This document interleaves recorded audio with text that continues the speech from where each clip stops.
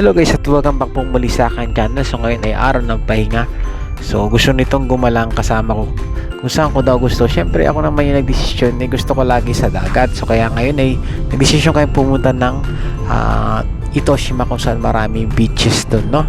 At ayun, ngayon nga ay dumaan kami ngayon sa Kusukodoro or Expressway, no? Expressway Skyway. So dito sa taas, napakaganda ng mga tanawin dito kasi makikita mo dito yung buong syudad ng Fukuoka, yung mga paggawaan ng barko, dagat.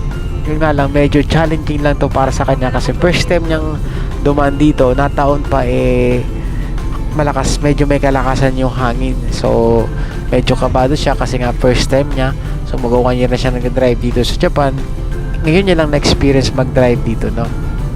So dito rin madadaanan yung PayPay Dome kung saan ginaganap yung mga big event katulad ng baseball. Dito rin makikita syempre yung Fukuoka Tower na isa sa mga famous spot din dito sa buong Fukuoka. So habang nasa biyahe kami, napansin namin itong kakaibang nakatayong struktura dito sa gilid, no? So nung sinilip namin siya sa loob, para siyang office, no? So the design is very spaceship, no? Para siyang spaceship na nakalanding doon. So ito nga palang beach na to ay isa sa mga famous na lugar kung saan ito dinarayo ng mga maraming surfer dito sa Fukuoka, Japan, no?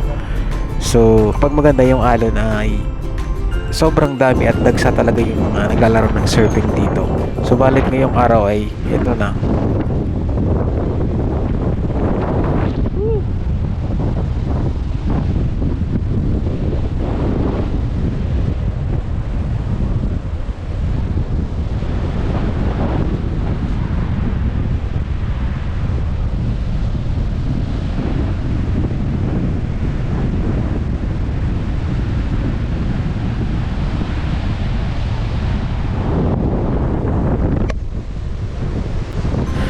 So ngayon nga wala kang makikitang kahit ni isang surfer, no? Pero kung normal lang yung araw, yung panahon, makikita mo dyan maraming naglalaro dyan ng surfing.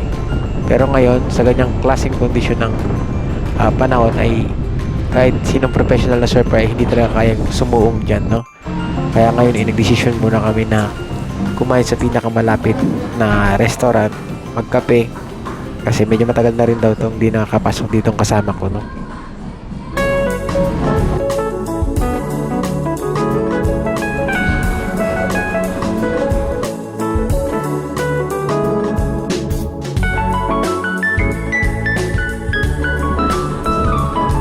Katapos namin kumain, napansin namin na tapos na pala yung hotel na ginagawa dito. So ang pangalan niya ay 767.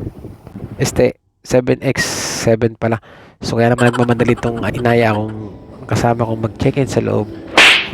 Joke lang, para bumili ng donut. Yun nga lang, wala palang donut dito. Kaming nabili, pero maganda naman yung view. So kaya naman umalis agad kami at pumunta kami dun sa bilihan ng donut. Medyo 5 minutes away daw galing dito sa hotel. Siya nga pala, shoutout kay John Carlson Ismalia. So happy birthday pala, belated happy birthday. Maraming salamat sa pagsuporta nyo sa content natin, no? Sa mga videos natin about sa pag-skimboarding.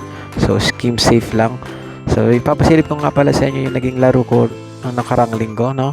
So medyo hindi maganda yung alon ngayon, medyo malilit lang at pero okay lang kasi ang importante na exercise naman yung katawan natin at syempre kahit paano ay nag-enjoy tayo sa paglalaro ng skimboard, no? Just wanna be with you.